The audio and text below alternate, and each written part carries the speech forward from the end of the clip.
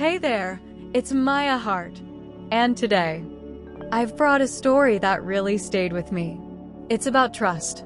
It's about betrayal. But mostly, it's about how sometimes the person standing beside you is still standing with someone else behind your back. If you believe in emotional truth and raw honesty, be sure to drop your thoughts in the comments, and subscribe for more stories like this. You won't want to miss how this one ends. I'm 34. Been married for 6 years. My husband, Tom, is 36. We live just outside Seattle. No kids yet, but we've been trying. Tom's mom, my mother-in-law, is intense, controlling, opinionated. From the very beginning, she made it clear that no woman would ever be good enough for her son. She once told me, "If you ever hurt him, I'll hurt you back." She laughed after saying it, but I didn't think it was a joke. Still, I made peace with her for Tom's sake. I kept it civil. Holidays, dinners, even vacations. She was always there. Tom said, "That's just how she is. She means well." Things shifted earlier this year. In March, Tom's behavior changed. Distant, more tired than usual, always texting, never showing me his phone. When I asked, he said work was crazy, and sure, it made sense. He was working on a new product launch at his company. But then came May 14th, his birthday. He said he wanted a quiet day, no party, just us. But around 2 p.m., he left to run an errand. 3 hours later, still gone. I called him. No answer. I called again. Still nothing. So I texted his coworker, Andy. I knew they were close. Andy replied, "Tom's not at work. He said he took today off to be with you." That's when the pit hit my stomach. He came home at 6. Said he went to see a friend about a surprise gift. But he had no gift. No bag. Just a weird energy. When I looked him in the eyes, I knew something wasn't right. That night, he went to bed early. I stayed up. At midnight, I opened our shared laptop. He was still logged in.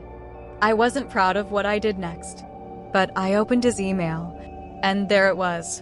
An automatic alert from a bank I didn't recognize, EverFirst Federal. A transaction of $2,000.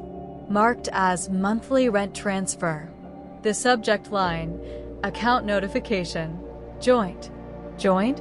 I clicked the email. The joint account wasn't with me. It was with his mother. I couldn't breathe. I scrolled through the inbox. Dozens of emails.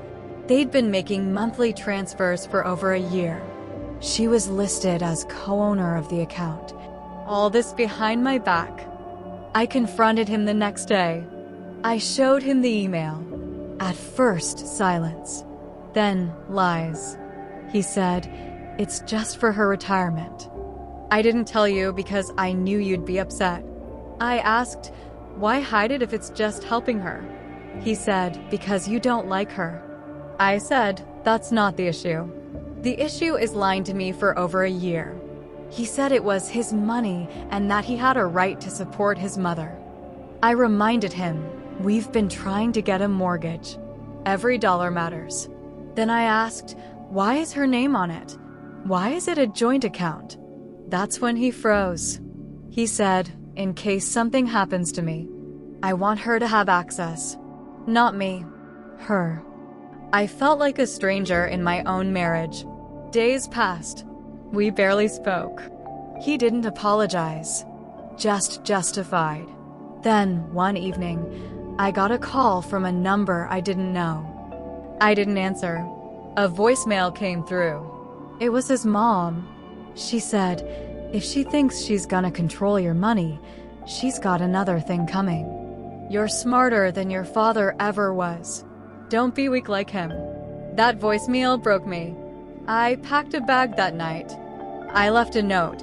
"You can be her son or my husband. You can't be both. Not like this." I stayed at my sister's for 2 weeks. He never called. only emailed once to say, "You're blowing this out of proportion." We're now in mediation. I don't know what'll happen. I still love him, but I can't trust him. And I can't live in a marriage where his mother gets more transparency than I do. Hi, this is Maya Hart again. I don't think this is about money. I think it's about trust. And when trust is broken, not by some stranger, but by the person who promised to protect you, it cuts deep. To the woman who shared this, you are not overreacting. You are reacting to betrayal. To everyone listening, let me ask you, what would you do if your partner hid money with their parent behind your back? Drop your thoughts in the comments. And if you want more stories that challenge your heart, hit like, subscribe, and share this with someone who needs to hear it. I'm Maya Hart, and I'll see you in the next one.